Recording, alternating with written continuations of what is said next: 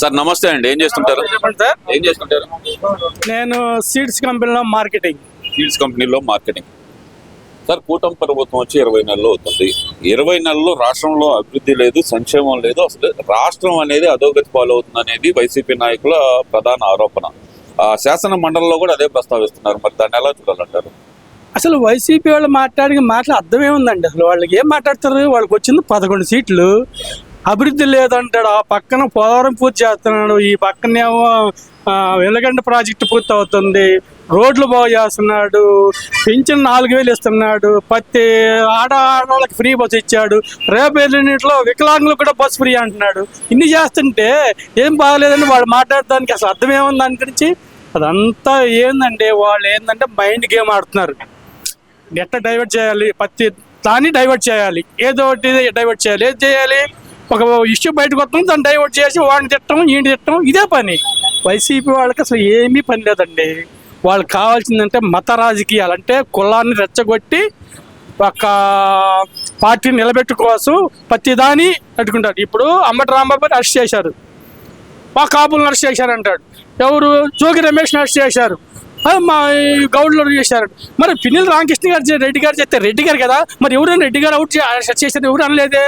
మరి గోవర్ధన్ రెడ్డిని అరెస్ట్ చేశారు, గోవర్ధన్ రెడ్డి మరి రెడ్డి గారు అరెస్ట్ చేసిన ఎవరు అనలేదే. ఇది కేవలం మత రాజకీయాలతోటి, కుల రాజకీయాన్ని పెట్టి ఈ వైసీపీ గవర్నమెంట్ ఈ స్టేట్ని ఏ విధంగా నాశనం చేయాలనే విధం చేస్తుంది తప్పితే వాళ్ళు చెప్పే మాటలు ఒక్కడ కూడా నిజం లేదు. ఇట్లా అభివృద్ధి చెందాలంటే ఈ కూటమి ప్రభుత్వం గత 10 ఏళ్ళు ఉంటే అమరావతి పూర్తయింది, అన్ని ప్రాజెక్టులు పూర్తవుతాయి, పోలవరం ప్రాజెక్టు పూర్తయింది, మన రాష్ట్రం సస్యశ్యామలంగా ఉంటుంది. ఇప్పుడు మీరు అంటున్నారు కుల రాజకీయాలు, మత రాజకీయాలు అని. ఇక్కడ వాళ్ళు అంటున్నా కూడా అదే బడుగు వర్గాల మీద, బలహీన వర్గాల మీద దాడి చేస్తుంది ఈ కూటమి ప్రభుత్వం అంటున్నారు కదా. ఏమండి, ఈ ప్రభుత్వం వచ్చిన తర్వాత కక్ష సాధింపు అనేది లేదు. ఎందుకంటే అక్కడ ప్రూవ్ ఉంటేనే చేసిద్ది, లేదంటే లేకపోతేనే అంబటి రాంబాబుని అరెస్ట్ చేశారా? కక్ష సాధింపు ఉంది. నిన్న కూడా అంటున్నారు కదా, నా పొలం కూడా ఏదో సర్వేకి పెట్టారు, దీంట్లో కూడా అరెస్ట్ చేయడానికి చూస్తున్నారు, నేను ఆల్రెడీ రాజమండ్రి జైల్లో చెప్పే వచ్చేసాను, నేను కూటమికి భయపడినా అని చెప్పి ఆయన స్ట్రాంగ్ వార్నింగ్ ఇస్తున్నారు. చెప్తాడు రాంబాబు గారు. మా దాంట్లో చూస్తారు, ఏమైతే పోయి చూస్తారు, నీకు స్విమ్మింగ్ పూల్ చూస్తారు, దానికి భయం ఉంది. దానికి నోటీస్ ఇచ్చి నేను అరెస్ట్ చేస్తాను. ఎవడు పొలం కట్టుకుంటే వాడు ఇల్లు కట్టుకుంటాడు, దాంట్లో స్విమ్మింగ్ పూల్ అన్ని పెట్టుకుంటారు, దానికి సంబంధం లేదుగా. ఎందుకు అరెస్ట్ చేస్తారు? అన్ని ఓరికి భయపడటం ఏదో చేస్తున్నారు. ఈ వైసీపీ వాళ్ళు చేసే పని అది. ఇంకా మమ్మల్ని అరెస్ట్ చేస్తున్నారు. ఎందుకు అరెస్ట్ చేస్తారు? ఎవరిని అరెస్ట్ చేయదు. ఎవరు తప్పు చేస్తే చట్టం తన పని తాను చేసుకుంటా ఉన్నాడు. తప్పు చేస్తే చేయకపోతే ఎప్పుడైనా ఉండదు. తప్పు చేసి అంటే మట్టికి వచ్చే పరిస్థితిలో వాడి చట్టం వాడి చేతుల్లో ఉండదు. ఖచ్చితంగా చట్టపరంగా తీసుకుంటారు. జగన్మోహన్ రెడ్డి గారు కూడా అదేగా అంటుంది, కాపుల మీద అణిచివేత ఎక్కువైపోతుంది, పదే కాపులను టార్గెట్ చేస్తున్నాడు చంద్రబాబు నాయుడు గారు అనేది అటు పవన్ కళ్యాణ్ గారిని ఉద్దేశించి అంటాం. మళ్ళీ ఇటు పక్కన చూస్తే కనుక అంబటి రాంబాబు గారు కూడా అదే మాట అంటాం. ఎలా చూడాలంటారు? మరి అంబటి రాంబాబు గారు అరెస్ట్ సమయంలో అదే కదా జరిగింది అంటుంది వాళ్ళు. చెప్తుంది కాపులను రెచ్చగొట్టాలి అంటే పవన్ కళ్యాణ్ ఆల్రెడీ కూటమిలో ఒక పార్ట్.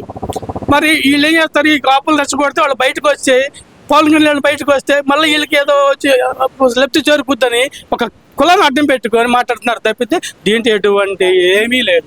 అది అంటే ఇక్కడ మత విశ్వాసాలను దెబ్బతీసే విధంగా చంద్రబాబు నాయుడు గారు అలా మాట్లాడటం ఏంటి? అసలు తిరుమల లడ్డూ వ్యవహారంలో చంద్రబాబు నాయుడు గారిని ముమ్మాటికి తప్పే, ఆయన చేసేది తప్పే అనేది వైసీపీ. నిన్న శాసన మండలిలో చూసాం. చంద్రశేఖర్ రెడ్డి ఏం మాట్లాడతాడండి? 2012లో లడ్డు పూత పూశారు అంటాడు. మరి ఏం చేశారు? గవర్నమెంట్ అప్పుడు 2019 మీరే వచ్చింది, అప్పుడు మీరు ఏం చేశారు? మరి తీసి మరి ఆ రోజు తీసిన లెక్కలు తీయచ్చుగా.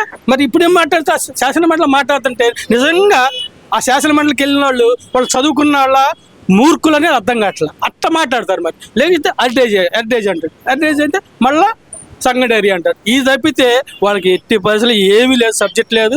ఓవర్గా పక్కన మీద వృద్ధాలను చూస్తున్నారు. ముమ్మాటికి కల్తీ లడ్డు, కల్తీ జరిగింది. నెయ్యి లేకుండా లడ్డు తయారు చేశారు. దీంట్లో 230-300 కోట్లు లాభం పొందారు.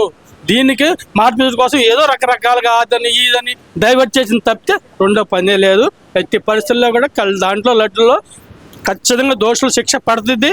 తొందరపడింది, కల్తీ జరిగింది అంటున్నారు. అసలు మాకు క్లీన్ చిట్ వచ్చేసింది అని చెప్పి ఒక పక్కన జగన్మోహన్ రెడ్డి గారు చెప్తున్నారు, మరో పక్కన మండలంలో బొత్స గారు చెప్పారు. అందరూ అదే మాట చెప్తున్నారు, మాకు క్లీన్ చిట్ వచ్చేసింది అంటున్నారు కదా. వచ్చింది క్లీన్ చిట్ అయితే ఇంతమంది లోపలేసారు. ఆల్రెడీ సిట్ వేసింది. సిట్ వేస్తే వీళ్ళు పోయి సుప్రీంకోర్టులో మళ్ళీ వేశారు.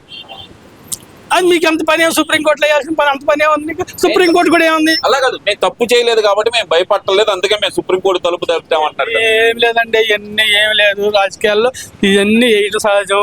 వాళ్ళు ముమ్మాటికి తప్పు చేశారు, అందుకే వెంకటేశ్వర స్వామి వాళ్ళకి 11 సీట్లు ఇచ్చారు అంతే. దాని గురించి వెంకటేశ్వర స్వామితో పెట్టుకుంటే ఎవడు బాగుపడ్డు. స్వామి హిందువుల యొక్క నమ్మకమైన దేవుడు. అంటే ఇప్పుడు వాళ్ళు అదే అంటున్నారు, వెంకటేశ్వర స్వామితో పెట్టుకున్నాడు కాబట్టి చంద్రబాబు నాయుడు ఏదైతే తిరుమల లడ్డు గురించి ప్రచారం మొదలు పెట్టారో ఆ రోజు నుంచే హెరిటేజ్ స్టేట్ లో పతనం మొదలైంది అనే మాట వాళ్ళు చెప్తున్నారు కదా. వాళ్ళు చెప్తే అట్టయిద్దండి. హెరిటేజ్ లో పత్రం పోయిందా, సంగండేరులో పోయిందా, వాళ్ళు చెప్తే అట్టయితే వచ్చి చూసుకోమను. హెరిటేజ్ లో చూసుకో. వాళ్ళు అది కూడా అది చంద్రబాబు నాయుడు కాదు, వాళ్ళు భువనేశ్వరి చూసుకున్నారు హెరిటేజ్. దీనికి సంబంధం లేదు.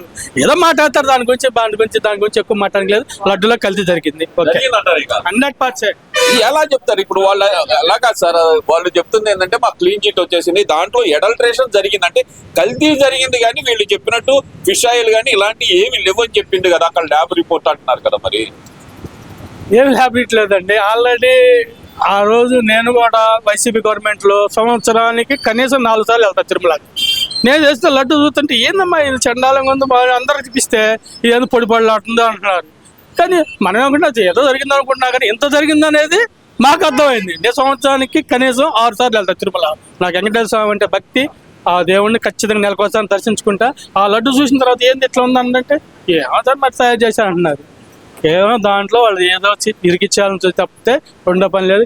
ఎట్టి పరిస్థితుల్లో కూడా ఈ గవర్నమెంట్, లాస్ట్ చేసిన గవర్నమెంట్ శిక్ష అనుభవించాల్సిందే, కోర్టు ద్వారా శిక్ష పడాల్సిందే.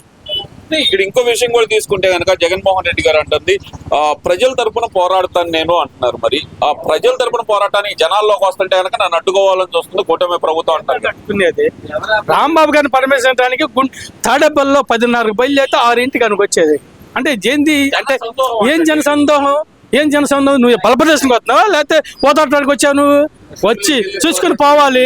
నువ్వు ఇంతమంది జనం వేసుకొని ఇంతమంది పిల్లల స్కూళ్ళ బస్సులో పిల్లలు 4 వస్తుంటే వాళ్ళు నానా కష్టపడి చదువుకొని వచ్చి 4 ఆ బస్సు ట్రాఫీలో కూర్చొని గంటలు నువ్వు ఈ గుజ్జల గుడి నుంచి ఇంటికి పోవడానికి 1.5 టైం పడుతుంది. నీకు ఎంత పడుతుంది? నీకు జనం ఎంతమంది ఉంటే ఏముంది?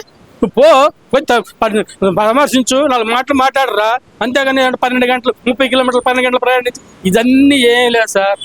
వాడు బలప్రదర్శన చేసి ఏదో విధంగా ఈ ప్రభుత్వాన్ని హత్యలు చేయాలి, ఏదో ఒకటి చెయ్యాలి.